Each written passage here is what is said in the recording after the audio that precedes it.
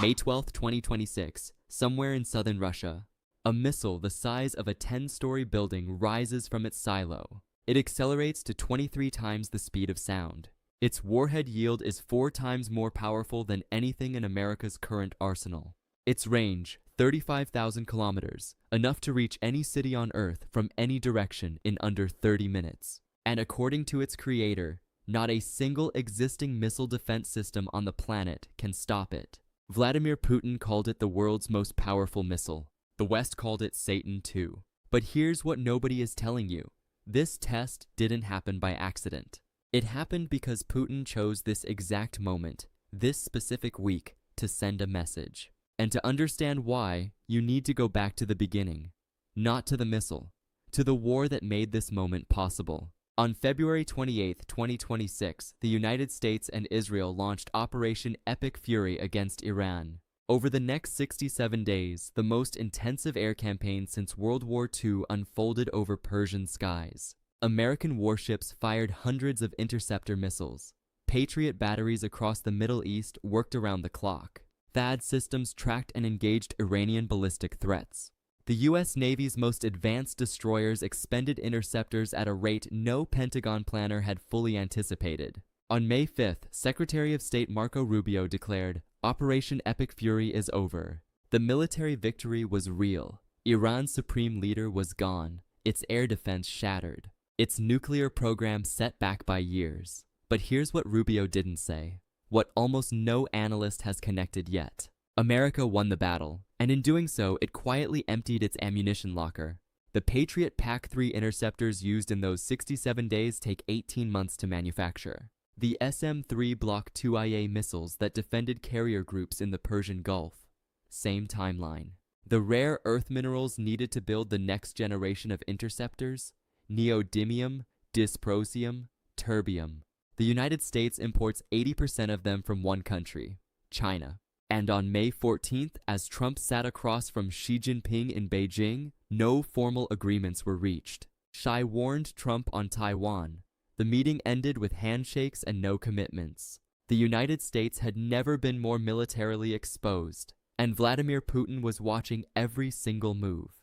Here's what doesn't make sense on the surface. Russia is losing soldiers at a rate of over 1,300 per day in Ukraine. Its economy is under severe sanctions pressure. Its naval presence in the Black Sea has been devastated by Ukrainian strikes. By every conventional measure, Russia should be in a defensive posture, quiet, careful, trying not to attract more attention. So why test the world's most provocative weapon in the middle of all this? The answer reveals something important about how Vladimir Putin thinks, and how nuclear signaling actually works. Most people assume military strength is demonstrated through conventional warfare. If you're winning on the battlefield, you're strong. If you're losing, you're weak. But nuclear strategy operates on a completely different logic. In the nuclear world, the only thing that matters is the credible threat of assured destruction. It doesn't matter that Russia is taking casualties in Ukraine. What matters is whether any adversary believes that pushing Russia too hard will result in consequences they cannot survive. And in May 2026, Putin identified something. Not a military window, a psychological one. To understand Putin's full calculation, you need to understand what the Sarmat actually is, and what it isn't. The RS-28 Sarmat, designated Satan II by NATO, is an intercontinental ballistic missile designed to replace the aging Soviet-era Voyevoda, what the West called Satan Y. Development began in 2011. In 2024, there was a catastrophic failure.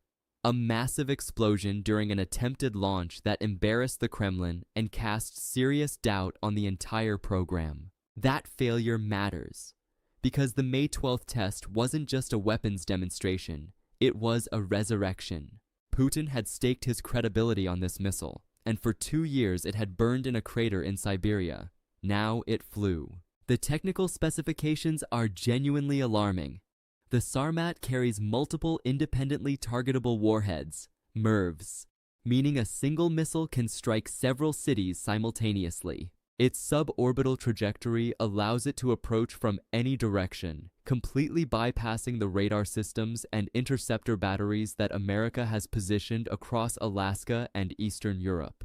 The Pentagon's entire ground-based mid-course defense system, $67 billion in investment, was designed around a threat vector that the Sarmat can simply choose to ignore. But Putin's calculation goes deeper than raw capability. The timing was precise, deliberate, chosen. This was more than a test.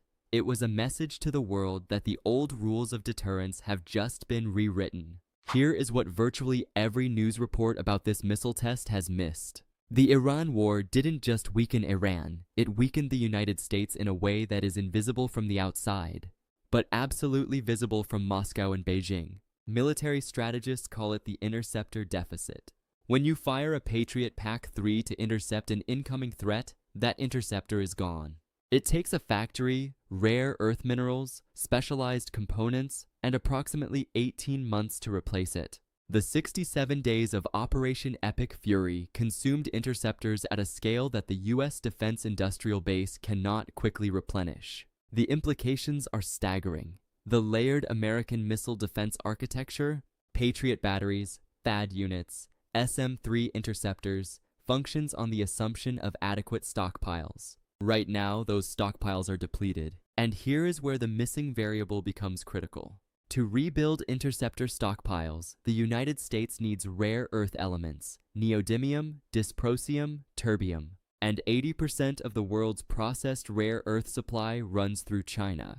When Trump met Xi in Beijing, he needed something, not just trade normalization, not just cooperation on Iran. He needed the supply chain that would allow America to rearm itself. And Xi knew it, and Putin knew that Xi knew it. The Sarmat test on May 12th was not a message to Iran. It was not even primarily a message to Ukraine. It was a message to Washington. While you were fighting one war, we were preparing the next confrontation. And you are not ready. Now let's step back and see the full picture. The strategic calculus that makes this moment make complete sense. Since the end of the Cold War, nuclear deterrence between the United States and Russia operated on an implicit framework. Since the end of the Cold War, nuclear deterrence between the United States and Russia operated on an implicit framework.